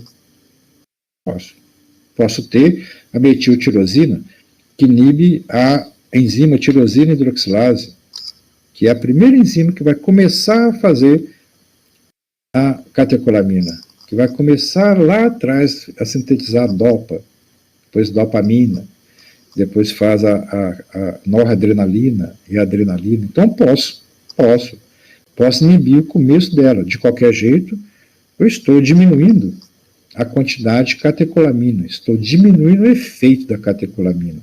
Não por bloqueio de um receptor, mas na quantidade do sinal. Tá? Essa metiltirosina é também usada no feocromocitoma. Ou seja, eu vou inibir a síntese da catecolamina. Inibo a enzima que sintetiza a NA, noradrenalina. Outro que é a metildopa. Também inibe uma enzima. Certo? Inibe um ponto da enzima de síntese de catecolamina que é usada bastante no parkinsonismo. É diferente da clonidina, que a clonidina é um agonista alfa-2. Diminui noradrenalina? Diminui, mas por estimular o alfa-2. Quando o alfa-2 está estimulado, não se fabrica noradrenalina, lembram? Né? Então essa droga reduz a atividade simpática, mas não é antagonista, é um agonista, mas reduz a atividade simpática, de qualquer jeito. Né? Ou seja, eu posso ter essas duas visões. Eu posso ter fármacos que interferem diretamente na síntese, no bloqueio do receptor, e posso ter um fármaco que inibe a liberação, né, como um agonista alfa-2 puro. Então o conceito é bem amplo, tá? É bastante amplo disso aí. Então aqui nós temos, ó, que eu coloquei para vocês, ó. Aqui a clonidina e aqui a metildopa, certo? A metildopa, tá ela aqui, o que ela faz? Metildopa inibe a dopa carboxilase. Então não passa de dopa para dopamina, para chegar na noradrenalina, lá na região neuronal, neuroadrenérgico. Então não sintetiza NOR quando se trata com metildopa. Então parou a síntese, nesse ponto aqui, fim. Então é um fármaco que diminui a atividade simpática porque diminui a síntese da noradrenalina, tá valendo. Diferente da clonidina, né? Que a clonidina é um fármaco que vai estimular o alfa-2 a funcionar. Se estimula o alfa-2, suprime a produção de noradrenalina. Então, você suprime a resposta parasimpática, porque não vai a resposta simpática, porque não vai ter a noradrenalina. Então, tem essas classes de fármacos também, ó, que, de qualquer jeito, de uma forma ou de outra, interferem no tônus simpático. Interferem no tônus simpático. Ou dificultando a síntese, certo? Ou dificultando a síntese, ou dificultando a liberação. Mas são fármacos que interferem no tônus simpático, sem serem um antagonista de receptor. Isso que a gente tem que deixar bem claro. E tem outras classificações, né? Eu tenho fármaco também que atrapalha o armazenamento da noradrenalina. Tenho. A reserpina, por exemplo. A reserpina dificulta guardar a noradrenalina na vesícula. Se ela não vai ser guardadinha lá na vesícula, como no slide anterior, ela tem que ficar guardadinha aqui nas vesículas, depois que ela é sintetizada. Por que tem que ficar protegida aqui na vesícula? Porque na região eu tenho enzima que destrói a monoaminoxidase, né? Então, se a noradrenalina ficar fora da vesícula, não ficar guardadinha na vesícula, ela vai ser destruída pela MAO. Então, diminui a concentração de GNA. É outra maneira de você diminuir a resposta simpática. da estimulação do sistema nervoso simpático. Então tem uma outra, reserpina, né? É um tiro de canhão, né, cara? Pelos efeitos gerais, generalizados. Então não tem coisa melhor. Mas é possível, né? Então tá aqui, ó, a reserpina, essa molécula zona aqui, ó, certo? Essa molécula zona enorme aqui, então ela não deixa a noradrenalina ficar lá nas vesículazinhas para liberação. Então ela é rapidamente destruída pela MAO, lá na medula da suprarrenal. Se ela é destruída, não tem. Se não tem, está controlando o tônus simpático. Certo? Então, resumir nesse outro slide aqui, tudo isso que pode acontecer. Fármacos que afetam a liberação de DNA. Através do bloqueio direto da liberação. Bloqueio neurônio. A gente vai ver. Tá? Fármaco que estimula a liberação de DNA na ausência da despolarização. Também. Ou não. Né? Fármaco que interage com o receptor pré-sináptico, aquele alfa-2. Também. Certo? Agonista alfa-2, dopamina, prostaglandina. Fármacos que aumentam ou diminuem o estoque do neurotransmissor. Reserpina, inibidor da MAO. Se inibir a MAO, vai aumentar o estoque dela. Então, tem essas classes todas que podem agir em cima do tônus simpático.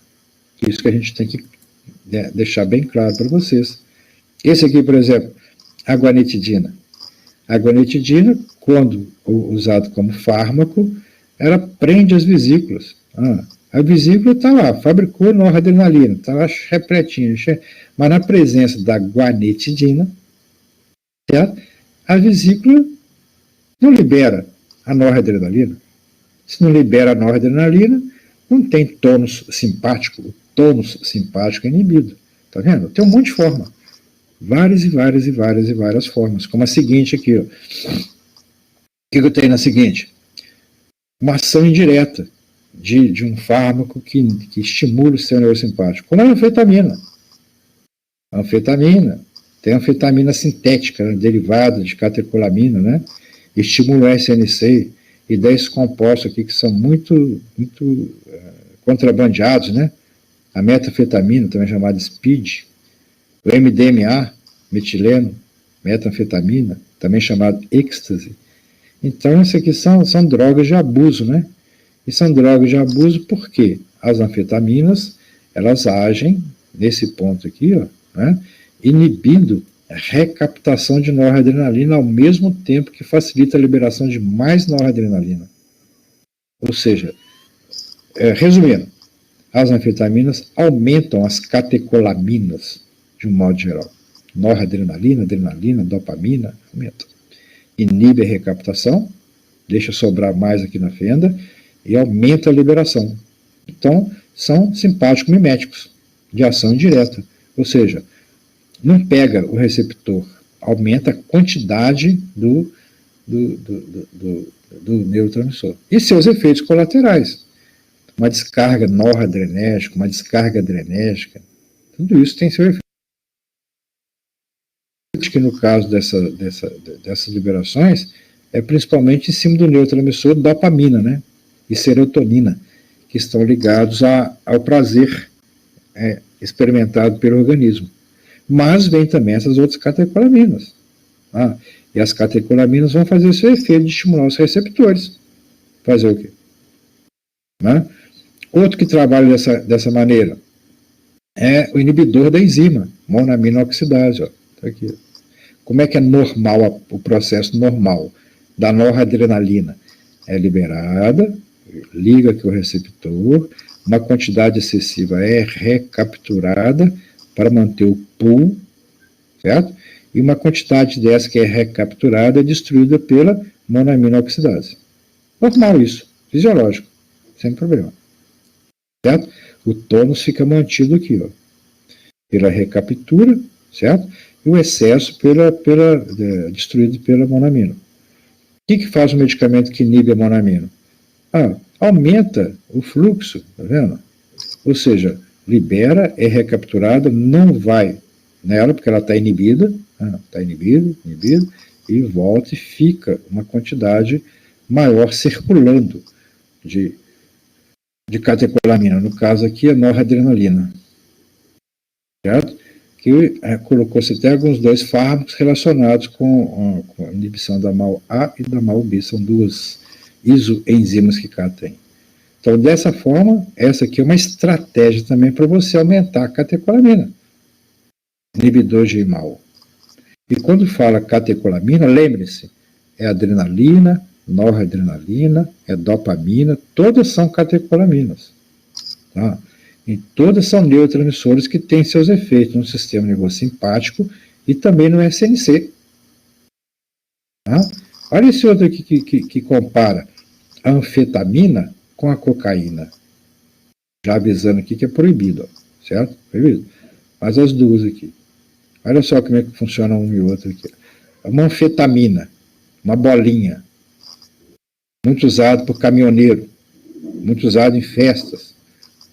Êxtase, MDMA, speed, tudo são anfetaminas. Então o que acontece, ó, no mecanismo de ação da anfetamina?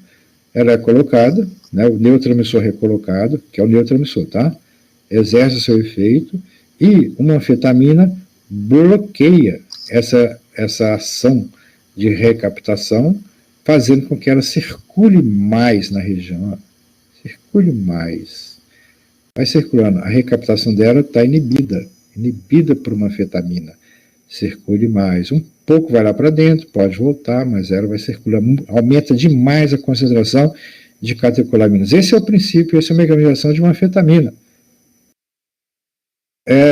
Inibe um tanto, mas um tanto volta. Inibe um tanto é destruído pela monamina, volta. Ou seja, de qualquer jeito aumenta, mas não com tanta intensidade quanto a cocaína. Cocaine, certo? A cocaína, ela bloqueia completamente a reabsorção de catecolaminas. Bloqueia tudo, bloqueia tudo. Então não chega nada para mal, fica tudo rodando aqui dentro. Ó. Então a intensidade da resposta, quando se usa anfetamina ou usa cocaína, a intensidade de resposta para a cocaína é muito mais intensa. Muito mais intensa. No SNC, a cocaína, quando inalada, né, quando cheirada, como o pessoal fala aí, produz essa recirculação intensa, principalmente de dopamina, que é a molécula no SNC que dá a sensação de prazer. Né, que está tudo certo, beleza, a vida está ótima, que maravilha. A pessoa cheira cocaína, acha a vida mais maravilhosa ainda, e cheira mais, chega num ponto que esgota essa dopamina. Esgota. Então, quando esgota a dopamina do neurônio dopaminérgico, no SNC, a pessoa sente a compulsão de cheirar mais cocaína para aproveitar a dopamina que ainda está por aqui, ó. Vai inibir toda e qualquer destruição da dopamina que está. Então, isso dá aquela necessidade de consumir doses cada vez maiores. E a dependência. Observe que é uma dependência realmente bioquímica, realmente fisiológica. É ela que vai estimular o centro de prazer aqui dessa forma. E essas anfetaminas também aumentam esses neurotransmissores no SNC, provocando reações assemelhadas à cocaína, só que com uma intensidade menor. Porque o obstáculo de recaptura não é total, como o é com a cocaína. Mas são também drogas. Podem ser consideradas drogas de abuso. Mas também, às vezes, são remédios. Né? Como a gente estudou na última aula, tem, por exemplo, a anfetamina Ritalina, que é usada no déficit de atenção. Por quê? Nós temos uma quantidade de dopamina adequada que mantém o prazer de uma atividade, para uma pessoa que não vê prazer naquela atividade. Então, quando ela usa a anfetamina na dose certinha, aumenta a quantidade de dopamina, e isso dá a ela a sensação de prazer naquela atividade. Então, prende a atenção da pessoa. Certo? Prende a atenção. Fernanda, é um pouco discutido isso aqui. Né? É meio a meio. Uma corrente acha que vicia por causa do prazer que tem, que outra corrente acha que não vicia, porque o prazer não é tão intenso assim. Né? Ou seja, a anfetamina pode ser usada para para provocar um prazer médio, né? A pessoa experimentar um prazer, uma sensação de bem-estar e acostumar-se com aquele prazer de bem-estar com a própria atividade, sem essa muleta da anfetamina, sem essa muleta. E tanto é uma tendência interessante porque nas rave que vende aí o êxtase e vende também o MDMA, o pessoal não é viciado naquilo, ele usa aquele êxtase, aquele MDMA, para aquela festa parecer que é aquela festa. Pode ser um lixo de uma festa. Mas o cara usou o êxtase e o MDMA, acha que a festa é o máximo. Né? Aquela balada foi a balada. Mas é por causa do MDMA e do êxtase, não é por causa da festa. Né? Que aquela dopamina que apareceu em quantidade grande ali indicou para ele que estava legal pra caramba aquela festa. Né? Mas é falso. Uma sensação falsa. Né? É outra característica ruim dessas anfetaminas, né, de festa, dessas drogas de festa, é que elas têm um poder termogênico muito grande, né? Elas aceleram enormemente seu metabolismo. Elas te desidratam com uma facilidade enorme. Naquele ambiente fechado, quente, e você com anfetamina na cabeça, você vai gerar tanto calor e perder tanta água que você desidrata, assim, em questão de hora. Menos de uma hora você está desidratado. Aí você fica doido atrás de bebida, de água. Certo? Aí o cara te oferece um comprimidinho de êxtase por R$5. Baratinho, né? R$5, me dá aí. E uma garrafinha de água por 20 conto. Ele sabe que você vai correr atrás da água, que você vai ficar desidratado, você vai ter tanta sede que você vai pagar o que for pedido numa garrafinha de água. E nem sempre mineral, né? A maior parte das vezes torneral mesmo. Né? Então esse é o que acontece. O comprimidinho é bicharia, baratinho, né? Mas a aguinha é bem carinha. Então, gente, são também fármacos de abuso ou não, né?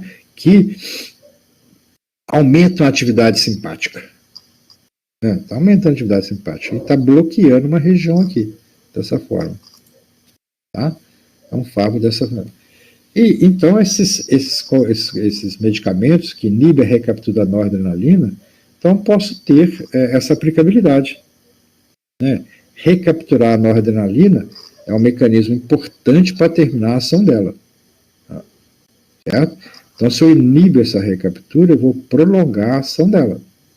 Mas isso tem a sua aplicação, como eu falei, ó, na depressão, imipramina, muito prescrito, né? Tofranil, muito prescrito, porque eles mantêm neurotransmissor na fenda, principalmente a noradrenalina e um aumento de atividade simpática.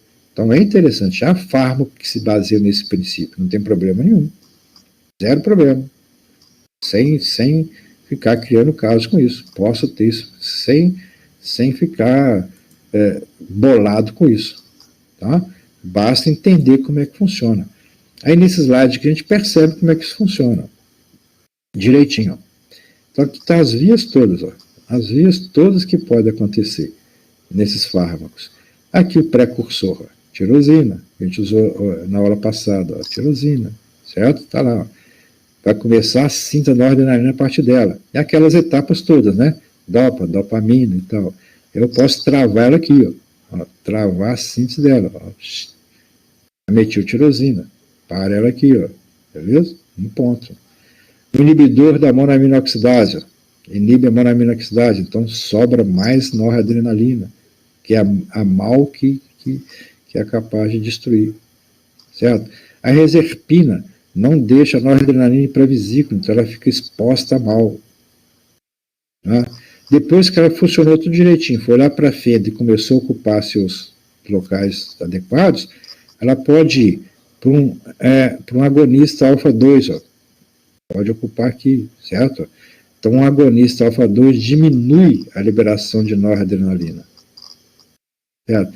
Se for um antagonista alfa-2, vai trabalhar aqui, então ele vai aumentar a quantidade de noradrenalina. Pode também pôr um receptor beta, né? Agonista ou antagonista, alfa ou beta, fazer seu efeito lá direitinho, sem problema. E pode ser também recapturado, ó. Captura dela, posso capturar um transportador do pool de noradrenalina, tá vendo? Posso ter isso aqui, ó, não é? A metildopa, por exemplo, pode interferir também na síntese de noradrenalina, ó, formando a metil-noradrenalina, que vai ser simplesmente eliminada agora, né? Então posso ter inibidores dessa recaptura 1 aqui, ó. Isso aumenta a taxa de noradrenalina na região sináptica aqui. Posso ter inibidor da recaptura 2 para tecido, que também tem essa recaptura aqui. Então, tudo isso aumenta o NA, se for o caso, né? E suas ações que podem acontecer. Então, esse slide mostra para a gente também essa infinidade de alvos farmacológicos da transmissão adrenérgica e os medicamentos que podem interferir nessa quantidade maior ou menor da noradrenalina. Interessante, né? Muito interessante. Essa visão que nós temos aqui do conjunto da obra. Conjunto da obra.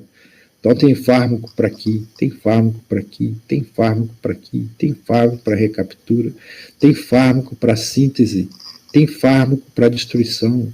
Olha quantos alvos farmacológicos que eu posso ter aqui. E cabe a vocês no futuro escolher qual alvo, qual desses alvos é o mais interessante para aquela morbidade que seu paciente está lhe relatando. Qual que é o melhor? Está depressivo, está precisando ter mais noradrenalina na região, porque está muito triste, deve estar com déficit de produção de noradrenalina. Então, posso inibir a recaptura dela aqui, então vou aumentar a noradrenalina. Mas antes eu tenho que dar uma conversada boa, fazer um teste com ele, porque eu aumentando essa noradrenalina, eu vou expor os receptores, alfa, beta, pré-sináptico. Por isso que você, antes de prescrever um desses inibidores da recaptura de noradrenalina, você tem que dar uma olhadinha nos outros. Ó. Certo?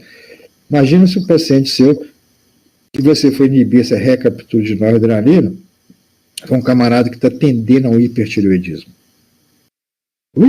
Aí não combina. Se inibir essa recaptura com o hipertireoidismo, não vai dar problema. No hipertireoidismo, você tem que dar uma freada nisso aqui. Ó. Como é que eu posso frear isso? Aí eu vou seguindo. Eu posso frear e inibir na síntese. Certo? Inibir na síntese dela que posso. Posso deixar a vesícula parada lá dentro do neurônio sem descarregar. Posso estimular um alfa-1. Né? Se eu estimular agonisticamente o alfa-1, vai negativar. Então, tem vários caminhos que cabe a você escolher. E cabe a você também decidir se o fármaco inicial que você prescreveu para ele não se adaptou àquele fármaco por um motivo ou outro, você tem outras opções. Tá vendo? Eu posso ir para outra opção. Certamente uma das opções vai atender o organismo do seu paciente. Esse é o objetivo da farmacologia. Mostrar as vias todas que estão disponíveis para você escolher, e escolher uma delas e ter em mente que as pessoas são diferentes. O que funciona para uma pessoa pode não funcionar para outra pessoa. Então, o estudante, nesse momento, tem que ter essa visão da complexidade do processo. E conhecimento, e bagagem, e respeito pela ciência. Porque para chegar nesse ponto aqui de construir esse slide aqui, imagine o tanto de ciência que não tem atrás desse simples slide. Imagine anos de pesquisa para mostrar esse slidezinho aqui. Isso é a ciência, gente. Sabe?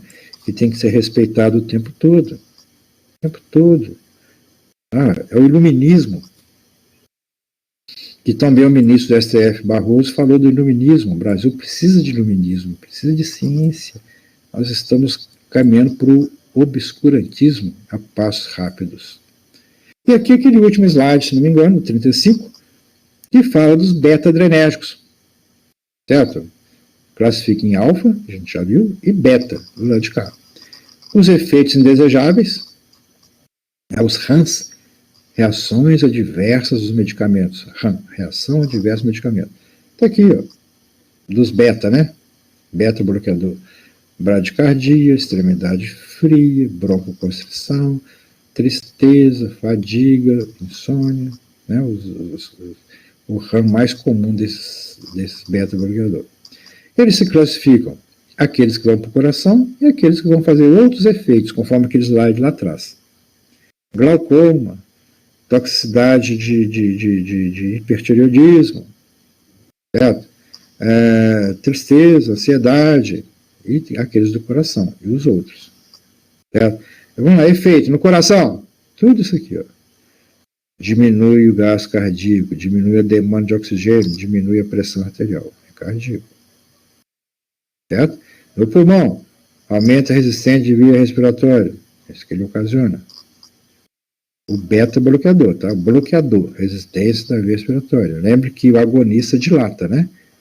Faz broncodilatação. O antagonista faz broncoconstrição. No olho, diminui a pressão intraocular. Por quê? Diminui a produção do humor aquoso. Por quê? Inibe a anidrase carbônica. É o papel dele. Né? Metabólico, hiperglicemia, certo? Ou seja, o beta-2 dá uma hiperglicemiazinha boa lá.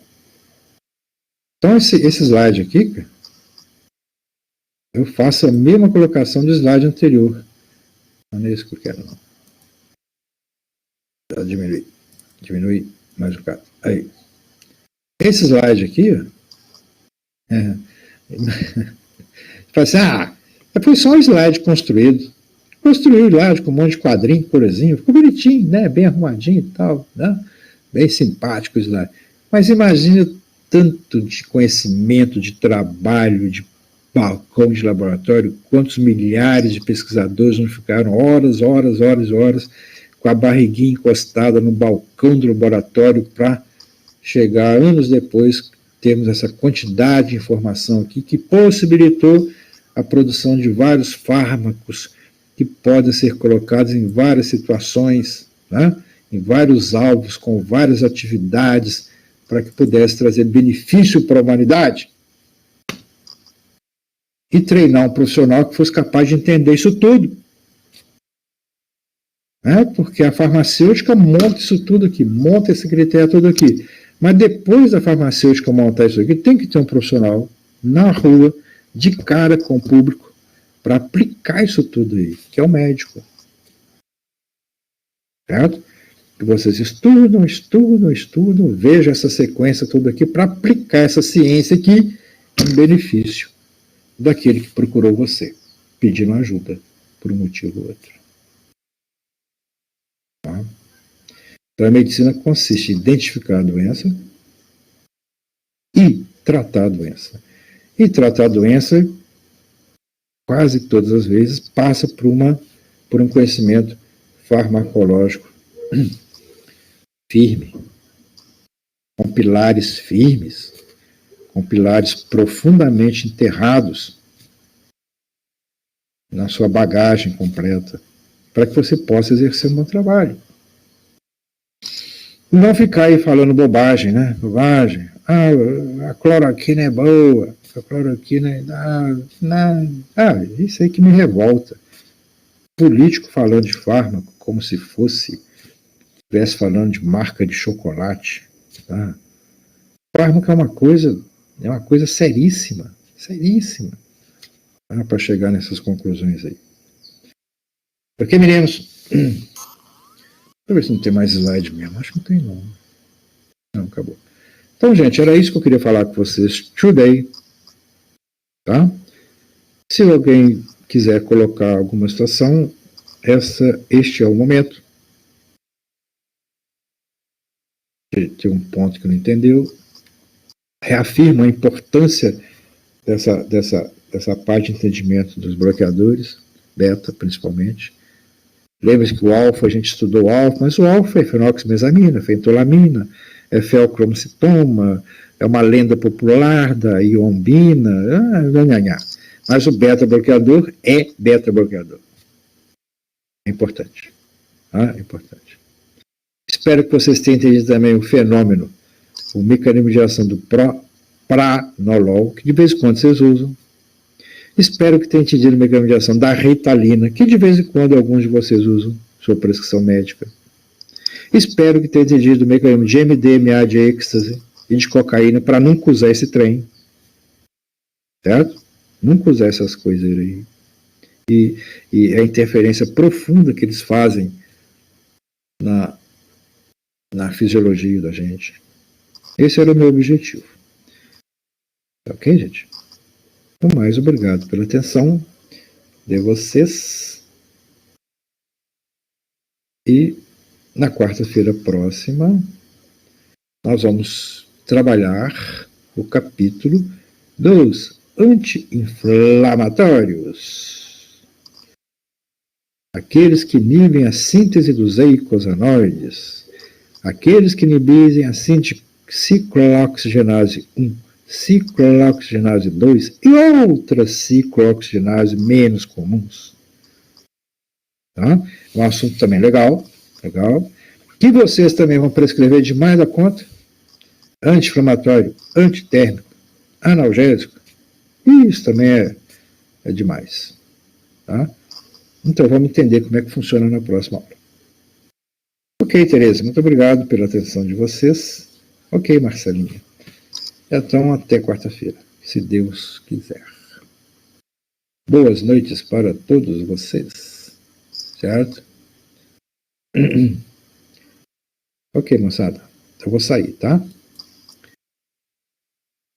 Sem querer sair, mas saindo.